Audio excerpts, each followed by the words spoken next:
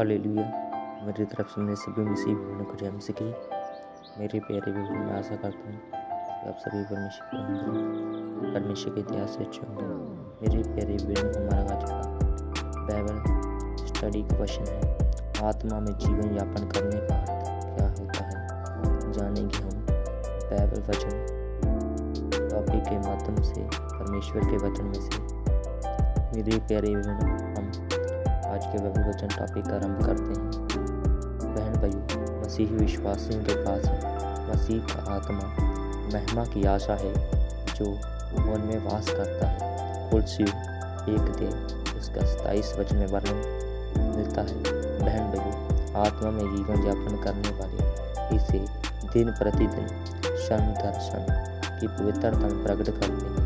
यह जानबूझकर विचार, शब्द और कार्य में मार्गदर्शन करने के लिए विश्वास के द्वारा पवित्र आत्मा के ऊपर निर्भर रहने के द्वारा प्राप्त होती है। रोमियो 6 उसके 11 वचन से लेकर उसके 14 वचन तक पवित्र आत्मा के मार्ग दर्शन के लिए उसके ऊपर निर्भर न रहने की विफलता एक विश्वासी के जीवन में दी हुई बुलाहट और समझ के अनुसार जीवन न जीने के परिणाम में निकलती है, जो उद्धार को प्रदान करती है। यूहन्ना 3 उसका 3 वचन, इफिसियों 4 उसका 1 वचन, फिलिपियों 1 उसका 27 वचन। हम जान सकते हैं कि हम आत्मा में जीवन यापन कर रहे हैं यदि हमारा जीवन आत्मा के फल को प्रकट नहीं कर रहा, जो कि प्रेम, आनंद, शांति, धीरज, कृपा, भलाई, विश्वास, नम्रता और संयम है। गलातियों 5 उसके 22 वचन से लेकर उसके 23 वचन तक आत्मा से परिपूर्ण उसमें जीवन यापन करने होने के द्वारा ठीक वैसा ही है जैसे मसीह के वचन बाइबल को अपने हृदय में अधिकाई से बसने देना है। कुलसियों 3 उसका 16 वचन। बहन प्रियो, आप इन चैप्टरों को बाद में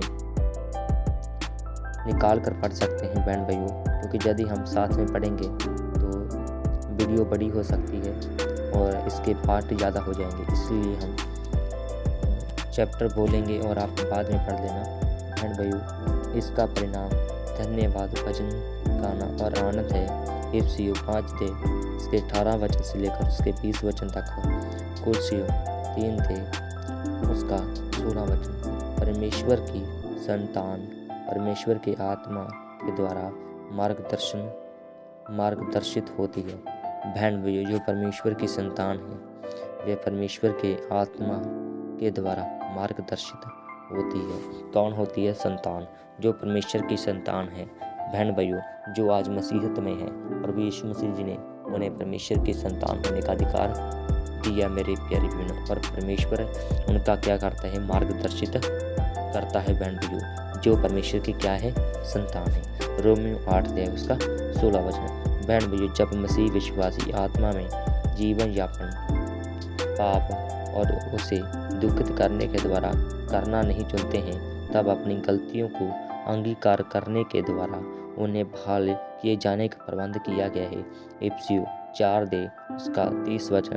पहला यूहन्ना 1 उसका 9 वचन।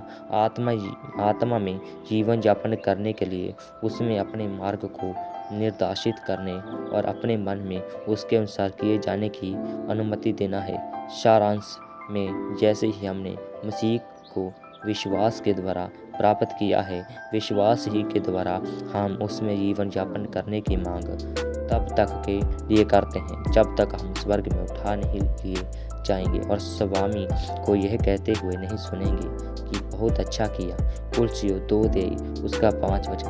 मत्ती 25 उसका 23 वचन। बहन भाइयों, मैं आशा करता हूँ आज का बाइबल वचन टॉपिक क्वेश्चन आंसर आपको अच्छा लगा होगा।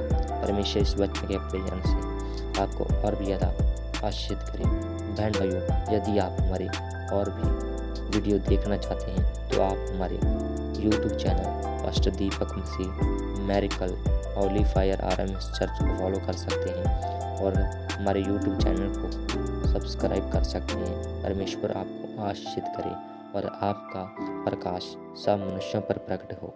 बहन भाइयों, सभी को एक बार फिर से मेरी तरफ से जय मसीह की। Jesus God bless you.